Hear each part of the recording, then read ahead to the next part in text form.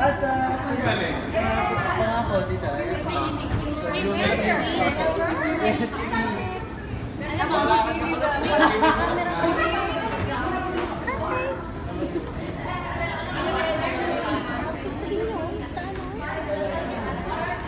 Pupuntahan niyo na si Kat.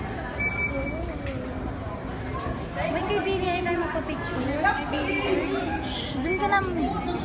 Sige na, papicture na kayo dun. Go, go.